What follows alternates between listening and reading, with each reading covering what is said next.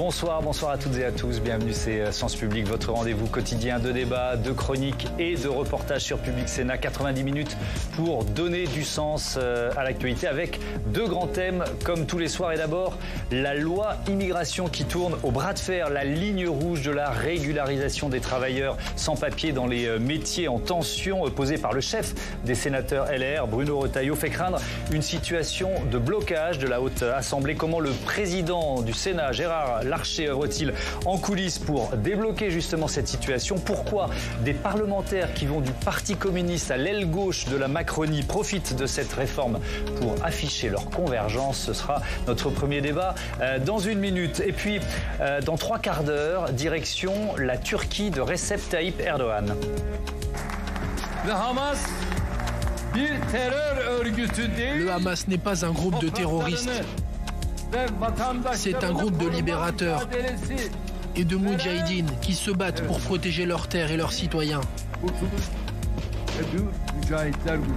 Pourquoi le président turc a-t-il durci son discours anti-Israël? A-t-il renoncé à jouer un rôle de médiateur auquel son pays, à la fois membre de l'OTAN et historiquement proche du Hamas, pourrait postuler? Comme chaque jour depuis un mois, on tentera de dévoiler le dessous des cartes de ce conflit au Proche-Orient grâce à nos invités experts. Mais d'abord, donc, on détaille comment la majorité sénatoriale ici au Sénat fait évoluer le texte immigration avec Mathias Arez. La bataille sur le texte immigration est bel et bien lancée. Pendant près de 3 heures, la discussion générale a posé les enjeux d'un texte d'équilibre, oscillant entre un volet répressif et un autre plus social, à en croire son premier défenseur, Gérald Darmanin. Le texte que propose le gouvernement, ici devant vous, est ouvert à la discussion avec le Parlement, avec le Sénat, pour co-construire ensemble un texte ferme, un texte juste et surtout un texte efficace. Après avoir chacun posé leur ligne rouge, les groupes ont établi leur stratégie vis-à-vis du texte. La droite sénatoriale décide de le durcir, à l'image de l'adoption d'un article prévoyant la mise en place de quotas pour l'immigration économique. Dans l'hémicycle, la mesure a fait bondir la gauche. Nous ne pouvons pas aujourd'hui laisser croire, y compris à la population de notre pays, que la politique des quotas serait une réponse. Cela ne fonctionne pas. La première journée s'est achevée par l'adoption de plusieurs articles qui rendent plus difficiles les conditions d'accès au regroupement familial. Ce mardi, c'est par l'intégration au texte de mesures restrictives à l'accès au titre de séjour étranger malade ou de contrôle du caractère réel et sérieux des études que les sénateurs de droite ont poursuivi leur entreprise. Il n'y a aucun droit acquis aux étrangers à entrer sur le territoire français de n'importe quelle façon et il me semble qu'il nous appartient de fixer les conditions auxquelles les étrangers rentrent. Avant l'examen du très attendu article 3 repoussé en fin de semaine, les parlementaires se pencheront sur d'autres gros morceaux du texte, comme la transformation de l'aide médicale d'État en une aide médicale d'urgence plus limitée. Pourquoi la droite se divise sur ce texte immigration? C'est l'un des grands thèmes de notre débat avec Laurence Denervaux. Bonsoir. Bonsoir Thomas. Bienvenue. Vous êtes directrice du Centre de réflexion Destin commun. Pascal Perrineau, bonsoir. Bienvenue. Bonsoir. Politologue, professeur à Sciences Po Paris. Anne-Charlène Bézina, bonsoir et bienvenue. Bonsoir Thomas. Vous êtes constitutionnaliste et maître de conférences en droit public. J'accueille également Laetitia Krupa. Bonsoir Laetitia. Bonsoir Thomas. Bienvenue à vous, éditorialiste politique. Question un peu générale pour commencer. Laurence Denervaux, je commence avec vous. Ce texte immigration, est-ce qu'il fait office d'une certaine façon de révélateur là en ce moment pour la droite sénatoriale? Alors effectivement, je pense que ce texte est déjà dans les tuyaux et en débat depuis un certain temps. Ouais. Et là, les divisions éclatent au grand jour, à la fois celle entre la droite et la gauche, mais aussi au sein de la droite. C'est ce qu'on voit là en ce moment même, au moment où nous en parlons, à quelques encablures d'ici. Et je pense qu'il faut reprendre ce texte dans son ensemble, un texte qui visait un équilibre, qui avait choisi certaines dispositions, certaines lignes. Et aujourd'hui, on voit que certaines autres viennent se rajouter, s'additionner, qui sont chacune étiquetées comme des lignes rouges, des marqueurs, etc. Chacun y va de son terme de plus en plus fort. La droite étant un petit peu dans une sorte d'ultimatum aujourd'hui pour essayer de tenir sa place, de tenir son rang. Oui. Et puis on verra si cette histoire de ligne rouge, c'est pas aussi un piège politique. Pascal Perrineau, c'est le premier grand texte législatif qui vient au Sénat après le renouvellement, après les élections sénatoriales de septembre. C'est pas neutre, évidemment. Est-ce que c'est le moment où finalement on se compte chez les centristes au sein du groupe LR? Bien sûr, d'ailleurs les équilibres au sein de la majorité ont évolué depuis les dernières sénatoriales. Le groupe LR s'est un peu affaibli et chacun en effet se compte, se juge, se jauge. Mais il faut savoir qu'il y a une certaine ambiguïté dans ce fameux projet de loi Darmanin. Parce qu'au départ, par exemple, la question de l'article 3 n'était pas prévue. C'était un texte qui devait renforcer les conditions d'accueil des migrants. Et puis, peu à peu, il y a eu, comment dire, cette espèce de refoulé macronien qui a fait retour, c'est-à-dire la volonté du « en même temps ». En même temps, on est ferme, mais voilà, on ouvre. Et l'article 3 va un peu dans ce sens. Et pour, bien sûr, la droite sénatoriale, c'est un peu un chiffon rouge. C'est un chiffon rouge, en effet, là ils disent c'est un texte qui doit rester sur la rigueur, sur la fermeté. Le débat aujourd'hui l'a montré, à la fois sur l'évolution de l'aide médicale, sur l'introduction de quotas et sur le refus, pour l'instant, de toute forme d'article 3 dans la rédaction telle qu'elle est. L'important dans votre phrase, c'est pour l'instant. Voilà, pour l'instant. Parce qu'on va voir ce qu'il en est après les négociations qui semblent être vives au moment d'ailleurs où l'on parle. Afin d'arriver à un compromis. Parce qu'il y a un compromis également à trouver dans la majorité sénatoriale. Parce que c'est vrai qu'entre le groupe LR et le groupe d'Union centriste dirigé par Hervé Masseille, il y a des différences, particulièrement sur cet article 3. Et puis, il faut bien savoir que dans le groupe de l'Union centriste, il y a à la fois des gens qui sont dans l'opposition, mais il y a des gens qui sont dans la majorité. Et donc cela... C'est la subtilité du Sénat. C'est la subtilité du Sénat. Donc ça complexifie énormément le travail. Avec Anne-Charlène Bézina, pour le président du Sénat, Gérard Larcher, il y a quand même un enjeu, un objectif important, rappeler la capacité de la Haute Assemblée à trouver des compromis. Sous-entendu, regardez du côté de l'Assemblée nationale qui n'y arrive pas, quoi. Alors, on va dire qu'en plus, sous notre 5e République, l'idée que le Sénat soit la première assemblée, en première ligne, comme ça, à être en quelque sorte au rendez-vous de cette majorité relative, c'est assez inédit. Donc oui, à la question, est-ce que c'est un test pour le groupe LR, mais c'est un test pour le Sénat aussi, en effet, de se promouvoir en tant que chambre du compromis. Parce que je ne l'ai pas dit, mais ce texte, il vient en premier au Sénat. Exactement. Pas forcément, ce qui n'est pas l'habitude. En première lecture, ce qui n'est pas très habituel. Et en plus, il faut rajouter que c'est tout l'art du Sénat de savoir travailler entre groupes qui ont eux-mêmes des colorations très différentes de celles de l'Assemblée nationale. Donc, au fond, on se rend compte qu'ici, on va être amené à travailler entre centristes de différents bords, entre LR de différents bords, et donc, on doit arriver à trouver qu'est-ce que c'est que ce qu'on n'arrive pas à faire à l'Assemblée nationale avec la majorité relative. Et c'est pas anodin que le gouvernement cherche ça, parce que c'est une manière de se dire, est-ce qu'on va pouvoir gouverner avec ce Parlement pendant encore 4 ans. Donc c'est un nouveau test, on change les choses par rapport à la réforme des retraites, on change d'assemblée et on va voir si le deal marche cette fois-ci. Alors vous parliez de l'aide médicale d'État, Pascal Perrineau, on va détailler un peu les arguments autour de ce thème, mais d'abord je vous propose 2 témoignages, parce que pour peser finalement sur ces débats au Sénat, il y a plusieurs associations, des syndicats, des associations de défense des sans-papiers qui manifestent depuis hier. Je vous propose 2 témoignages, 2 participants qui rappellent qu'ils participent eux aussi à la croissance économique du pays. Ceux qui sont là, ils sont en France, ils travaillent. Ils participent à la richesse de la France, ils participent au développement de la France. Et donc ils cotisent. Ils n'ont pas de sécurité sociale. Donc comment un pays comme la France qui se dit, qui respecte les droits de l'homme, les gens sont là et on ne les respecte même pas. Et c'est comme du mépris, on les ignore. Nous sommes là pour dire aux sénateurs, aux sénatrices que ces projets de loi-là ne vont rien faire que de nous criminaliser. Immigrer est égal à délinquant en gros. Et encore plus loin, ils prévoient de supprimer l'aide médicale de l'État. En disant que ça coûte cher, c'est faux. Notre santé, c'est la santé des Français aussi et des Françaises. Un immigré qui est malade, la maladie peut se propager partout. La maladie ne regarde ni titre de séjour ni couleur. L'aide médicale d'État que la majorité sénatoriale veut limiter à une aide médicale d'urgence. Laurence de Nervaux, est-ce qu'elle est une source d'abus au point de devoir la réformer, cette aide médicale d'État? Alors, si cher que ça.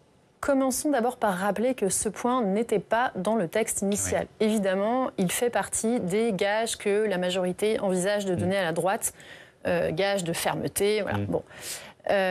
Sur la question du rapport à la santé, Quand on parle immigration, on parle d'un certain nombre peut-être de droits qui vont être octroyés à ces personnes étrangères qui arrivent en France. Nous avons interrogé les Français récemment sur la question de savoir finalement quels sont les droits qui vous semblent devoir être de façon prioritaire préservé pour ces personnes étrangères. Eh bien, le droit à la santé arrive en premier. C'est celui que les Français souhaitent le plus protéger, celui auquel ils sont le plus attachés. Plus largement, ils y sont attachés au titre d'un modèle social français humaniste qui est constitutif de leur vision de notre pays. Voilà. Alors, est-ce que ça coûte cher? Tout est relatif. Aujourd'hui, le chiffre qu'on a, c'est 1,2 milliard. Je pense que c'est essentiel de toujours mettre en perspective les ordres de grandeur. Un chiffre, dans l'absolu, n'a pas beaucoup de sens. Quand on pense aux dépenses de santé de l'État français dans leur ensemble, alors on peut donner une fourchette selon qu'on y inclut l'ensemble des frais de prévention et du fonctionnement de notre système de santé, ça peut monter jusqu'à 300 et quelques milliards d'euros, ou 220 si on prend une... 1,2 milliard versus, on va prendre la fourchette 200 milliards, effectivement, ça relativise. Il faut toujours mettre ces chiffres en perspective. Après, évidemment, il y a des évolutions, donc c'est sain, je pense, de faire des contrôles, mais ce qui est certain, c'est que l'idée selon laquelle l'AME serait largement responsable des difficultés de notre système de santé aujourd'hui ne tient pas du tout debout. Vous dites que ça ne tient pas debout. Pascal Perrineau, c'est pas un hasard qu'elle soit cette aide médicale d'État dans le collimateur de la droite, puis on pourrait rajouter de l'extrême droite. Ça fait longtemps qu'elle est dans le collimateur. Mais est-ce que c'est un cliché c'est pas tout à fait un cliché, parce qu'il y a le niveau, en effet, 1,2 milliard, enfin, à l'heure où on commence à vouloir se poser la question de la restriction des dépenses publiques, il faut bien commencer par un bout, bon, voilà. Mais surtout, quand vous regardez ça dans la dynamique, la hausse de l'aide médicale d'État est extrêmement importante. C'est plus de 40% en 10 ans. Donc certains disent, voilà, il y a une forme de croissance exponentielle et il faut donner un coup d'arrêt. Alors, le débat est ouvert. Il ne s'agit pas de supprimer l'aide médicale aux irréguliers. Il s'agit de substituer, de la restreindre, de restreindre, comme on dit, le panier de soins remboursés. Mais l'argument d'un des manifestants, il sera moins bien soigné, et donc potentiellement, ça peut, une maladie, effectivement, ça peut se transmettre à d'autres. La prophylaxie, ça existe, tout à fait. Donc il peut y avoir, en effet, des effets... C'est intéressant, parce que l'argument de santé publique, on peut le retourner, c'est ça. Des effets de style, mais derrière, il y a au fond quoi ? Il y a la question sur laquelle il y a un débat qui n'est pas facile, c'est le coût de l'immigration. Est-ce que l'immigration rapporte plus qu'elle ne coûte ou non ? Et là, le débat n'est pas un débat facile, et la réponse n'est pas simplement oui ou non. Oui, effectivement. Et c'est là que ça devient vraiment intéressant, Charline Bézina, parce que là, on pourrait finalement avoir un débat avec des chiffres, presque... le plus neutre possible, sauf que sur cette thématique de l'immigration, quand on entend nos responsables politiques, on n'est pas du tout dans ce registre-là. On est d'abord dans des postures, dans l'idéologie. Est-ce que vous êtes d'accord avec ça ? C'est dans l'ADN des lois immigration, de toute façon cristalliser les positions de chacun, d'amener aussi à une forme de débat entre l'humanisme, la fermeté. Je pense qu'en 40 ans... Mais est-ce qu'elle est là pour ça, pardon de vous interrompre, cette loi, pour cliver d'une certaine façon ? Pour que chacun choisisse son camp. On a plusieurs fois parlé du terme de marqueur, mais nécessairement, cette loi immigration sera là, en effet, pour que chacun retrouve ses marqueurs, après la réforme des retraites qui a pas forcément permis d'avoir des couloirs idéologiques très importants. J'ajoute que sur l'AME, il y a peut-être encore un autre chiffon rouge derrière, que celui du coût de l'immigration, qui est celui, au fond, de ce fameux appel d'air dont parle Bruno Retailleau. Parce que c'est vrai qu'on a souvent eu, et je pense notamment au débat pendant la campagne présidentielle, où l'AME faisait plus ou moins toujours partie des questions qui étaient posées aux différents participants et où on se rendait compte qu'il y avait un faux ami derrière en ayant cette impression que le caractère solidaire et finalement profondément social de la France, c'est dans le préambule de notre Constitution, donne le sentiment que cette France terre d'accueil, terre d'asile, notamment à travers cette AME, peut amener à ce que les immigrés choisissent cette terre plus qu'une autre. Et donc, je crois qu'au fond, c'est pas anodin que cet élément-là soit devenu un gage d'alliance avec le groupe Les Républicains, parce que c'est c'est une manière de leur montrer ce fameux message de fermeté. Oui, mais précisément sur ce point, si vous me permettez, Elisabeth Borne, qui elle-même s'est exprimée contre la suppression de l'AME, ou du moins sa transformation en AMU, a commandité un rapport pour évaluer ces différents éléments. Appel d'air ou non. Voilà, et il semble que sur les premières conclusions qui étaient rendues disponibles, ce ne soit pas du tout aussi net que ça, cette question d'un éventuel appel d'air. D'ailleurs, ça rejoint la question des métiers en tension. Là aussi, l'un des principaux arguments donnés pour ne pas voter cet article 3, c'est la théorie de l'appel d'air. Tiens, on va en parler tout de suite de cet article 3 grâce à Quentin Calmet qui doit être juste derrière le rideau de Sens Public. Bonsoir Quentin, bienvenue à vous. Bonsoir Thomas, bonsoir à tous. On vit une époque de feuilleton en quelque sorte sur Public Sénat. Et il y a celui de l'article 3 de ce projet de loi immigration. Alors, le dernier épisode, c'est le report de l'examen de cette mesure. Dites-nous tout. Voilà, on aurait dû examiner l'article 3 dans les prochaines heures, mais la rumeur circulait depuis hier. Elle a été officialisée ce matin. Il est urgent d'attendre. Les sénateurs temporisent, se donnent du temps sur cette mesure controversée à droite. Écoutez au micro de Jonathan Dupriez, le président de la commission des lois du Sénat, le LR François-Noël Buffet. J'ai été autorisé par la commission des lois ce matin à demander à la reprise de la séance la réserve sur le chapitre 2 de façon à qu'il soit reporté, alors un peu plus loin dans le texte, ça ne parlera à personne, mais après l'article 13, et de ce fait que nous puissions avoir un temps suffisant pour continuer de travailler. Voilà, c'est tout ce que je peux vous dire à ce stade. Voilà, tout le chapitre 2, ce sont tous les articles qui concernent l'intégration par le travail, dont l'article 3. Car le texte a beau avoir été présenté par les ministres il y a un an, qu'il a été examiné en commission en mars dernier, eh bien l'article 3, il cristallise toujours autant les tensions politiques. Et donc on va rappeler ce que contient cet article 3 dans le projet du gouvernement. Voilà, ce volet du texte crée un titre de séjour pour un étranger en situation régulière qui réside en France depuis plus de 3 ans, qui travaille dans un métier ou une zone géographique en tension, où il y a des difficultés de recrutement, pendant au moins 8 mois lors des 2 années précédentes, et le travailleur n'aura plus besoin de son employeur pour faire la demande de régularisation. Et puis on a commencé par ça, on parlait de bras de fer, c'est vraiment l'objet du bras de fer entre la droite et le centre ici au Sénat. Exactement, les LR ne veulent pas du tout de cette partie du texte. Les centristes, eux, y tiennent et s'opposent à leurs alliés de la majorité du Sénat. On rappelle d'ailleurs la composition politique du Sénat, on va comprendre. La droite seule, les LR en bleu foncé, eh bien, elle n'a pas la majorité absolue ici à la Chambre haute, vous le voyez. Et puisque la majorité absolue, elle est à 180 sièges. Donc, eh bien, elle pourrait se retrouver, la droite, en minorité si elle veut supprimer seule l'article 3 du projet de loi. Et on comprend mieux cette rallonge de temps pour négocier, évidemment, avant que ce soit examiné en séance. Voilà, mais depuis ce matin, les chefs de file à droite, sur le projet de loi immigration, ils n'en démordent pas. L'article 3, ce sera toujours non, négociation ou pas avec les centristes. Il n'y aura pas l'article 3, on le comprend avec les négociations. Écoutez à notre micro la rapporteure LR du texte, Muriel Jourda. Sa position rappelle celle de leur chef de file, Bruno Retailleau. Écoutez. On ne peut pas voter un texte qui ne corresponde pas à ce qu'on souhaite réellement et le texte tel qu'il existe aujourd'hui souffle à la fois le chaud et le froid. Si nous votons un texte qui à la fois durcit une politique d'immigration mais est plus laxiste sur des conditions d'intégration qui sont en fait des conditions de régularisation beaucoup trop importantes, eh bien il s'avère que nous aurons un texte qui ne sert à rien. Donc nous ne voterons pas un texte qui ne sert à rien. Donc, les LR et les centristes se donnent plusieurs jours pour négocier. C'est ce qu'ils sont en train de faire à l'heure où l'on se parle. Et la théorie qui tient la corde, c'est qu'ils seraient en train de se mettre d'accord sur le durcissement de la circulaire Valls, un règlement de 2012 qui permet de délivrer des titres de séjour pour les salariés. Mais donc, les LR continuent de faire de l'article 3 une ligne rouge. D'ailleurs, pour finir sur cet article 3, quid d'un texte qui contiendrait un article 3 ?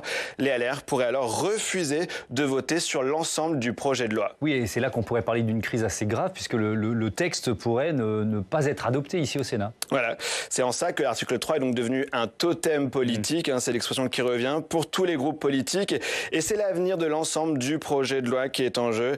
À suivre donc maintenant, probablement mercredi, fin d'après-midi ou dans la soirée, ce sera à suivre en direct et en intégralité sur notre antenne. Évidemment, on diffusera en direct les débats au sein de l'hémicycle. Pascal Perrineau, je reviens vers vous. Peut-être pour détailler le rôle de Gérard Larcher en ce moment. Est-ce qu'il est en train d'essayer de convaincre Bruno Retailleau de mettre des pointillés à sa ligne rouge ?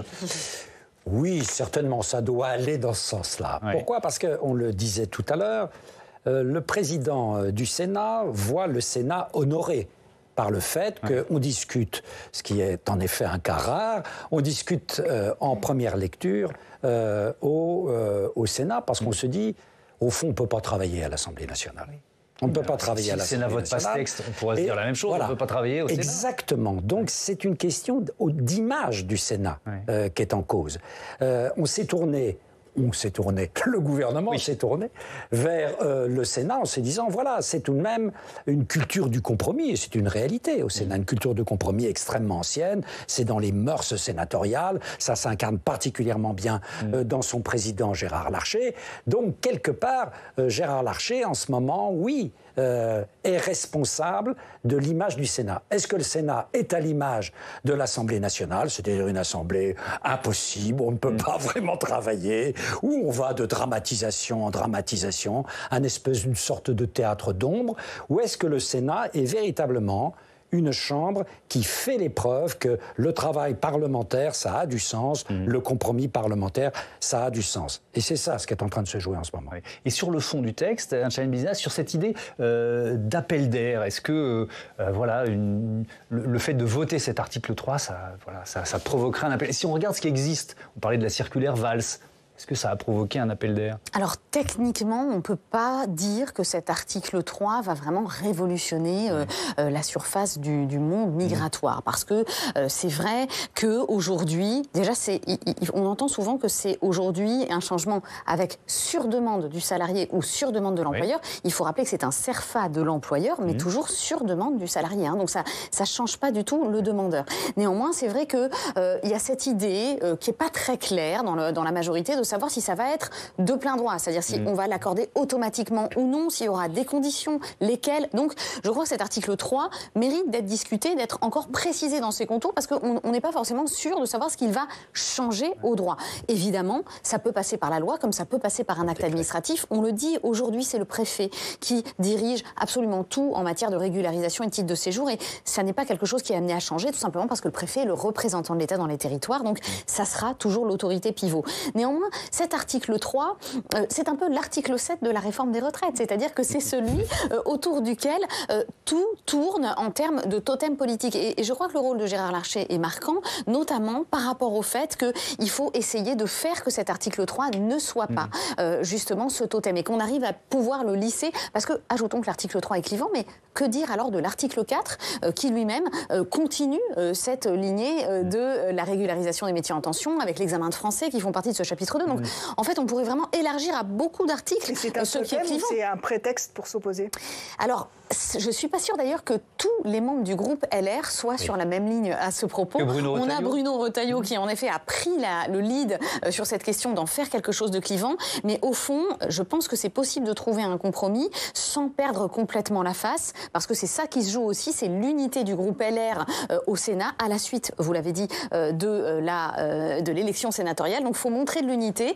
Et j'ajoute que c'est intéressant de voir que les compromis se font finalement hors de l'Assemblée, puisqu'on voit bien que c'est au sein du groupe LR, sous l'égide de Gérard Larcher, que, indépendamment de l'hémicycle, on essaye de discuter. Donc c'est intéressant. Il y a quand même, moi je le redis, c'est ma conviction profonde, une forme d'hypocrisie face à ce que ces travailleurs immigrés apportent à l'économie française. C'est-à-dire que tous, les uns et les autres, on va dans des restaurants, on commande sur Internet, on fait construire des maisons. Tiens, les Jeux Olympiques, il y a beaucoup d'immigrés sans papier qui sont sur les chantiers. Bref, je pourrais rallonger la liste, Laurence de Nervaux. Est-ce que ça vous énerve, ça ? Cette espèce d'hypocrisie générale. Je ne suis pas sûre que ce soit le sujet de ce qui m'énerve personnellement, mais en tout cas, je peux vous donner des éclairages sur ce qu'en pensent les Français. Quand on parle immigration, on parle aussi intégration. Oui. Quand il s'agit d'intégration, les Français sont très au clair sur le fait que le travail est une condition première de l'intégration, une condition quasiment sine qua non. Ce sont 9 Français sur 10 qui considèrent que les personnes migrantes doivent travailler pour mieux s'intégrer à la société française, 89%. Oui, mais ils demandent aussi plus de fermeté et d'ordre, donc il y a un petit peu de contradiction. Oui, tout à fait, mais quand même, pour préciser les choses sur cette question du travail, on est aussi dans un contexte en ce moment globalement proche du plein emploi, même s'il y a encore un petit peu de chômage en France, bien sûr, qui fait que la sensation de concurrence vis-à-vis du travail est bien moindre que dans une période antérieure. De ce point de vue-là, ce sont 3 Français sur 4 qui considèrent que les personnes migrantes aujourd'hui, en fait, remplissent des emplois que les Français ne veulent pas. Donc, en fait, le travail des personnes issues de l'immigration est perçu aujourd'hui plutôt comme une opportunité, voire comme une nécessité du point de vue économique. Alors, puis, je vous interromps parce que je vais vous laisser conclure votre démonstration, mais je vous propose, parce que on a vraiment j'entends ce que vous dites et je me dis, tiens, j'ai une réaction d'Éric Ciotti qui dit quasiment l'inverse, justement, sur le nombre de Français sans emploi, le nombre de travailleurs immigrés qui occupent des postes. Écoutons Éric Ciotti. On a 5 millions de Français inscrits à Pôle emploi et on a 400 000 étrangers qui sont en situation régulière, eux, qui sont inscrits en Pôle emploi. Et on aurait besoin d'aller chercher des personnes qui se trouvent en situation irrégulière. Vous reprochez le gouvernement... C'est une douce fable, c'est pas réaliste. Vous reprochez au gouvernement d'être dans le flou, je voudrais que vous soyez très clair. Vous, tant qu'il y aura l'article 3 ou une mesure qui ressemblera à l'article 3, même si c'est hors de la loi, ça sera non pour le projet de loi immigration ? Absolument, c'est très clair, je l'ai dit depuis le début, on ne tergiverse pas, nous nous opposons à ce en même temps politicien qui n'aura que des conséquences négatives. Est-ce que je vous laisse terminer, est-ce que les sympathisants LR sont sur la même ligne que l'ensemble des Français par rapport à cette question de travail et intégration ? Je vous ai dit que c'était 3 Français sur 4 qui pensaient que les personnes migrantes occupent des emplois que ne veulent pas les Français. Donc il reste un Français sur 4 qui n'est pas d'accord avec ça. Donc c'est sans doute effectivement le cas de beaucoup de sympathisants LR. Mais là où quand même je voudrais réagir à ces mots d'Éric Ciotti, de quels emplois parle-t-on ? De quels Français parle-t-on ? Là, dans les emplois des secteurs dits en tension, voilà, lesquels de ces emplois sont vraiment désirés, convoités par les Français qui sont à Pôle emploi aujourd'hui ? Voilà, c'est cette question à laquelle il faut faire face. Or, nous, ce qu'on a entendu, c'est une grande lucidité de la part des Français qui décrivent des cas concrets qu'ils voient au quotidien dans le secteur du BTP, par exemple, dans le secteur de la restauration, je vous l'avais dit, Thomas, également dans le secteur des livraisons, avec une forme de malaise, voire parfois de honte aussi sur les conditions de travail dans ces secteurs. Oui, on voit qu'il y a une paupérisation encore accrue des livreurs. C'est les chiffres qui le disent. Oui, tout à fait. Et avec aussi la conscience que souvent, il y a des phénomènes d'exploitation. Là, c'est 7 Français sur 10 qui disent qu'un certain nombre de personnes migrantes sont exploitées par leur employeur, avec des exemples très concrets. Cette personne qui dit, dans le BTP, je le vois, on les prend et on les jette. Donc si on vous comprend bien et si on résume, 3 Français sur 4 sont pour cet article 3. Alors, on ne l'a pas testé exactement comme ça. Mais en tout cas, il y a beaucoup de signes qui vont dans ce sens-là. Oui. Pascal Perrineau ? Non, les Français sont plus dans un rapport plus modéré en ce qui concerne l'article 3. Mais là, il faut faire très attention. Ce sont des enquêtes dans lesquelles, en 2 lignes, on présente le contenu de l'article 3 et on demande aux Français de se prononcer. Donc, il faut être extrêmement prudent. Mais je crois que le problème, si vous voulez, là, on parle beaucoup de l'immigration et de son impact sur l'économique. Oui. Mais l'écho, dès qu'on parle d'immigration, qu'il y a un projet de loi sur l'immigration, c'est que maintenant, l'immigration touche est une chambre d'écho de bien d'autres problèmes. Le terrorisme, l'insécurité, l'identité culturelle, etc.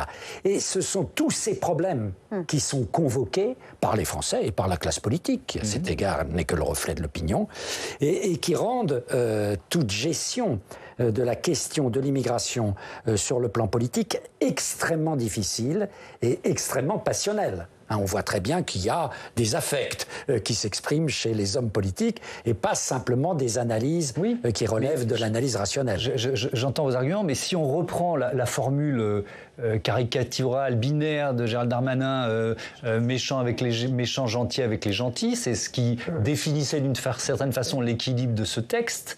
On est de moins en moins gentil avec les gentils, là. Si on est méchant avec les méchants, ça va.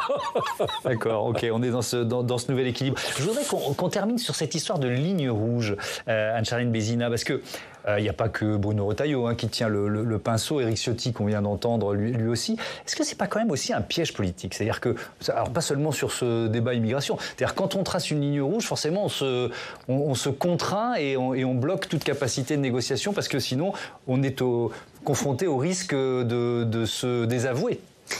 Est-ce que vous parlez de piège politique pour LR lui-même? Bien sûr, pour beaucoup de raisons. La première, parce qu'on peut encourir ce risque du fameux 49.3. Il ne faut pas l'oublier, il n'est pas possible au Sénat, c'est important de le dire, mais il est possible à l'Assemblée nationale. Donc, quand le dégainé, va-t-il être dégainé, oui ou non?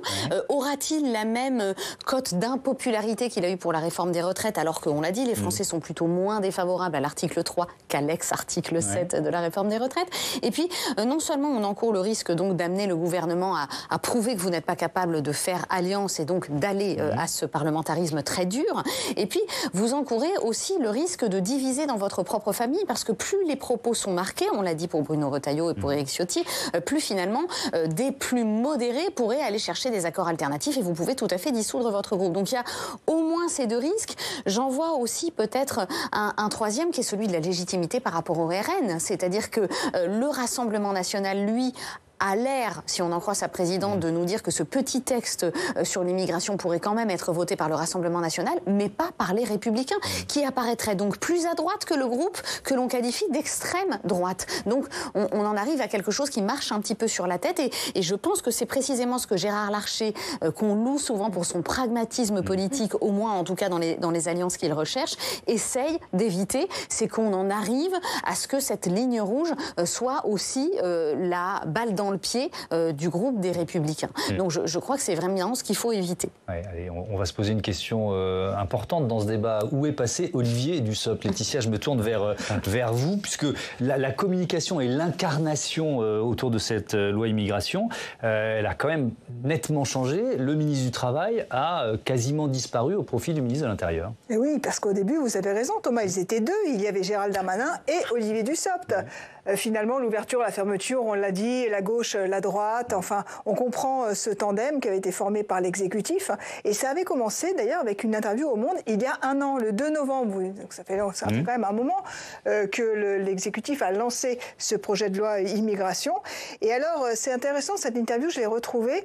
Et le journal avait retenu une phrase, il y a un an, nous proposons de créer un titre de séjour métier en tension. Donc vous comprenez bien qu'Olivier Dussopt était sur le devant de la scène. C'était à lui d'aller porter cette loi avec cet article 3 et il a honoré sa mission jusqu'à il y a environ 2 ou 3 semaines parce que j'ai remonté sa piste. Oui, alors vous avez relu ou revu ses interviews, c'est ça? J'ai revu toutes ses interviews. Et alors, j'ai surtout remonté son fil Twitter parce que c'est un ministre qui tweete beaucoup, quasiment tous les jours. Et donc, la dernière fois où il salue son ami Gérald Darmanin, c'était le 6 octobre, à l'occasion du campus Renaissance.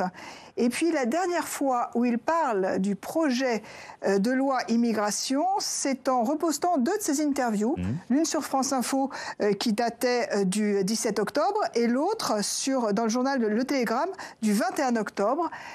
C'était finalement toujours le même message qu'Olivier Dussopt délivrait. On en a parlé sur ce plateau. Il disait que non, les titres de séjour accordés aux travailleurs sans papier, mais avec un contrat de travail légal, ne feront pas d'appel d'air. C'est exactement ce qu'il disait ici même sur Public Sénat le 9 octobre. 9 octobre dernier, oui. Pourquoi est-ce qu'il a disparu, le ministre du Travail, justement au moment où cette loi immigration arrive ici au Sénat? Alors évidemment, quand on pose la question à Matignon, on nous dit « Ah non, pas du tout, rien n'a changé ».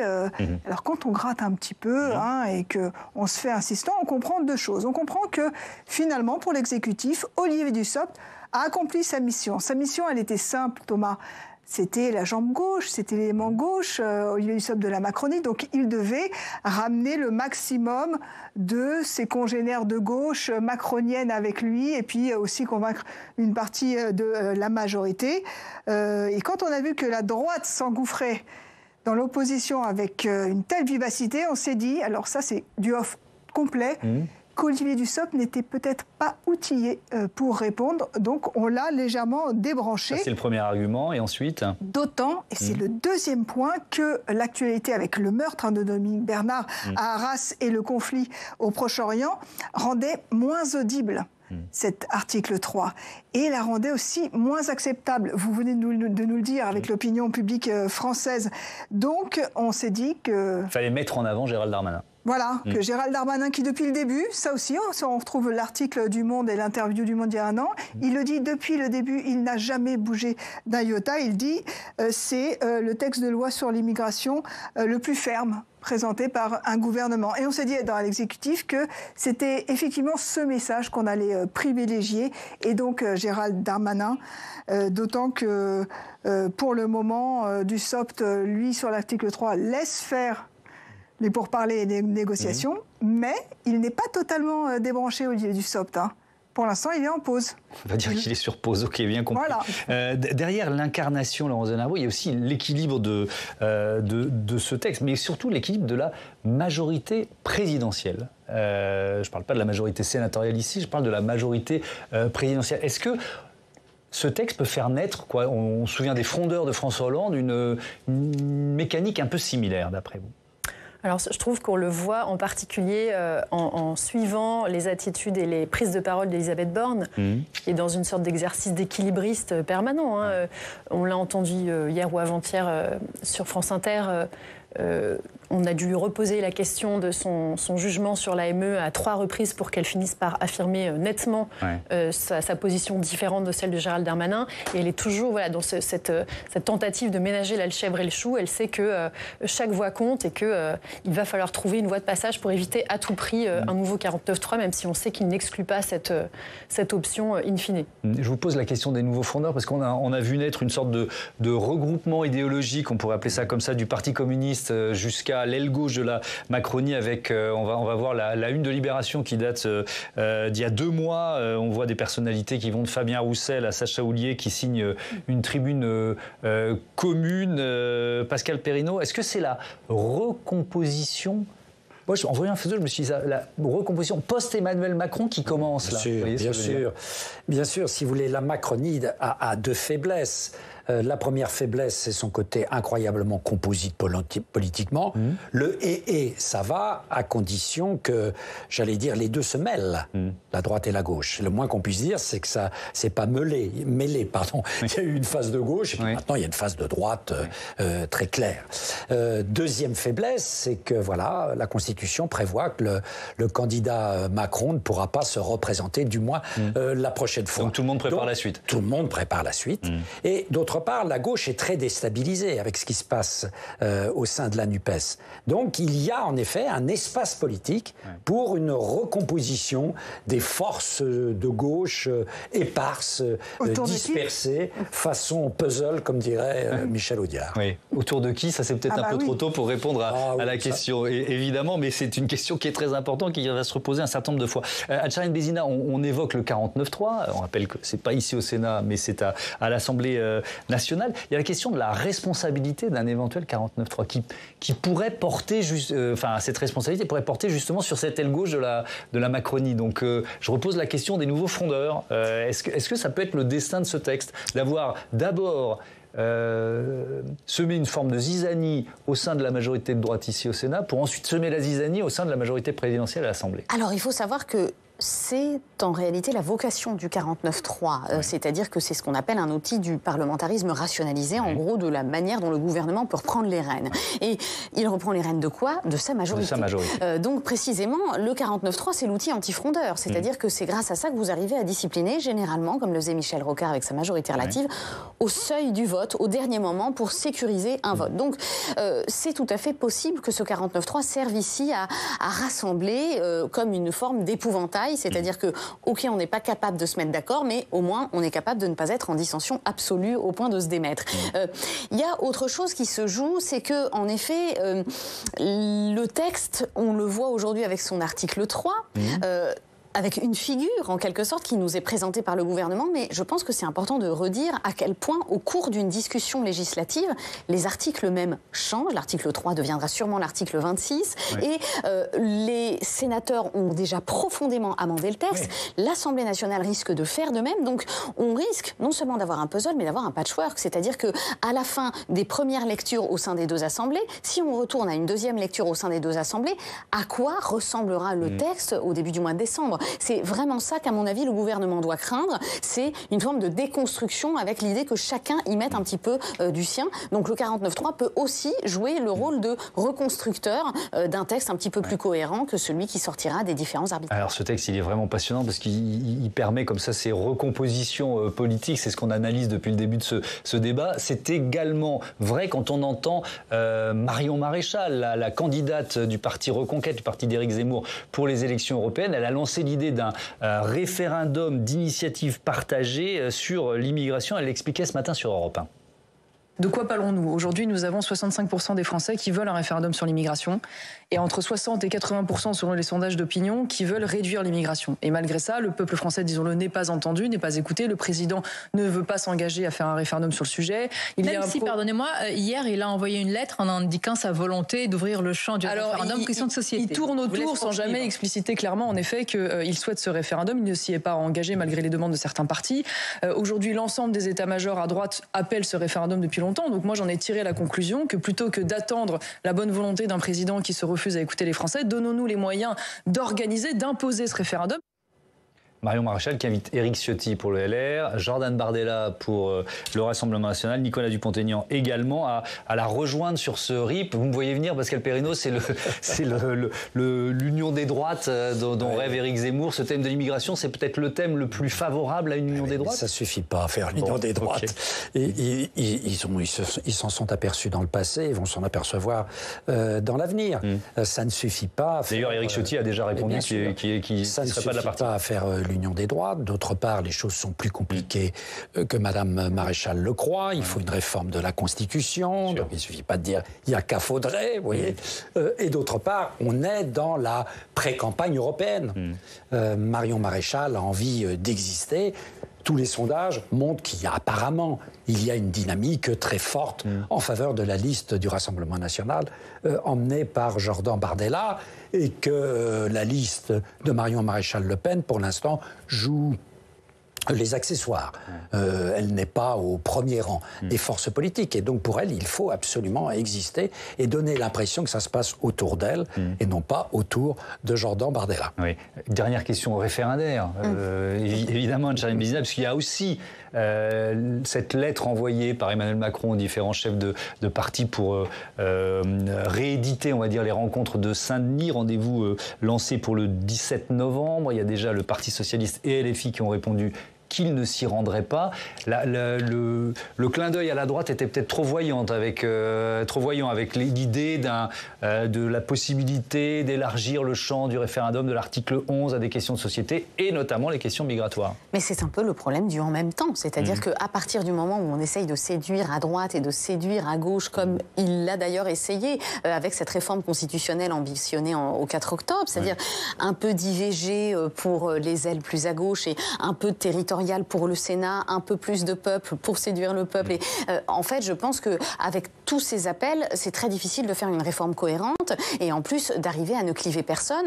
Aujourd'hui, la question d'un référendum sur l'immigration posera, à mon avis, beaucoup de questions au cours du débat parlementaire qui ne manquera pas d'exister si on réforme la Constitution comme il se doit. Et je crois en effet que les groupes de gauche ont vu le fil très grossier qui était joué, en effet, par le chef de l'État, même si, à gauche, on a essayé de jouer sur l'international, en précisant justement qu'il y avait des choses à discuter sur le conflit israélo-palestinien. Donc, l'idée, c'est toujours de se dire qu'à partir du moment où Emmanuel Macron essaye de jouer le consensus, il est sûr d'échouer, mais il peut aussi avoir ce coup politique de faire retomber la responsabilité sur les oppositions.